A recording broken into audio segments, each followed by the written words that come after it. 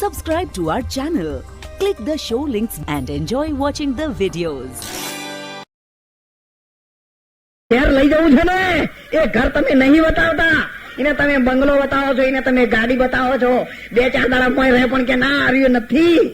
બીજું છે હું જે ઘર નક્કી કરીને આવ્યો છે ને એવું ઘર આ જગતમાં કોઈ કે બતાવેલું નથી. અને એને એવા ઘેર જવું છે એટલે ફોફા મારે છે.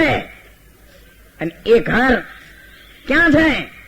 ત્યારે સંતોએ કહ્યું છે ને, મને તું તો દરિયાની લહેરો સમાન છે.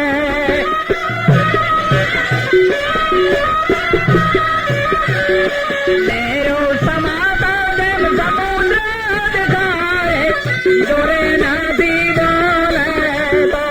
એટલું જો નક્કી થઈ જાય, તારા ઠેકાણે તું હરીને ઠેરાય. જેટલે જેટલે તમારું મન જાય છે ને એટલે એટલે તમને જો ભગવાન સિવાય બીજું કઈ ન દેખાય તો કોઈ જગ્યાએ એને ભટકવા પણ રહેતું નથી. જેટલે દ્રષ્ટિ પસારીએ એટલે દેખાય દીનો નાથ. ત્યારે સંતોએ કહ્યું છે,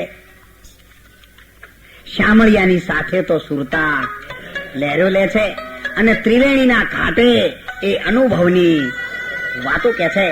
જો જીવનમાં અનુભવ કંઈ પણ પ્રાપ્ત કરવો હોય તો બધી જગ્યાએથી તમારી સુરતાને હટાવી લઈ, મનને હટાવી લઈ અને એક પરિબ્રહ્મ નારાયણ પરમાત્માના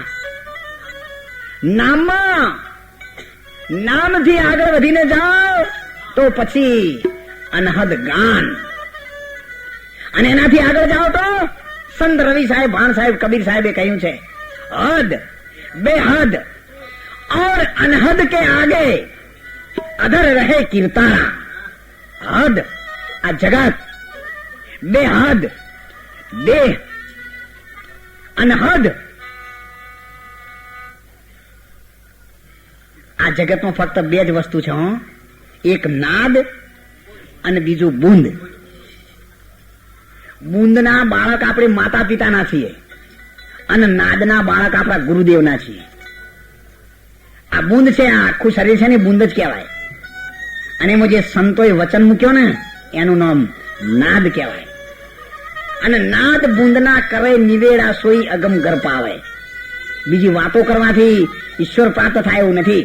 નાદ અને બુંદ બેની જે ગોઠો વળે ને, જીરે લાખા નાદ અને બુંદના તમે કરો નિવેડા અને સુરતા અલખ ઘેર લાવો.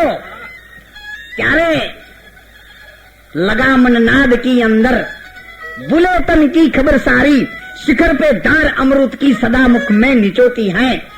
सुनो दिल को लगा प्यारे धुनी अनहद की होती है. અને એ અનહદ ની ધૂનમાં સંતોએ કહ્યું છે ને, અરે વાગે છે રે ભાઈ, વાગે છે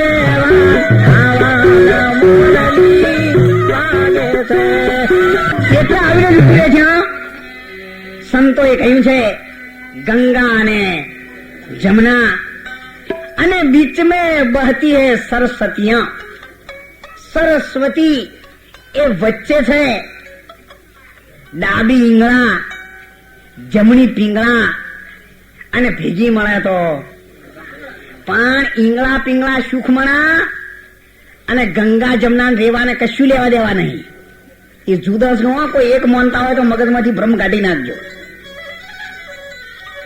ગંગા જમના સરસ્વતી ત્રણેય હાજર હોય અને પેલી 3 નારીઓ એકી સાથે ના આવી શકે. સુખમાં આવે એટલે પેલી 2 અલોટ થઈ જાય. એક જ રહે, જે રહેવું એ એક જ રહે, બીજી 2 ના રહે. અને આ તો ત્રણેય હાજરા હજુર છે જ. અને ત્યારે એ નિશાન પરિબ્રહ્મ નારાયણ પરમાત્માનું છે. निशाना निज नाम का ब्रह्म रंध में वास, ज्ञान इंद्री गुण मन वहां गए ए तब नरक वासना. ત્યારે આ નરકની વાસના નાશ થાય છે. જ્ઞાન, ઇન્દ્રી, ગુણ અને મન આ બધું ઓગળી અને એક રસ થઈ જાય. પણ ક્યાં? એ શૂન્ય ઘરની અંદર ઓગળી જાય. બીજી કોઈ જગ્યાએ ઓગળવાનું સાધન નથી. લોખંડ ક્યારે ઓગળે? જે જગ્યાએ લોખંડ થયું છે એ જગ્યાએ એક વખત એક મહેમાન આવ્યા ચોમાસાના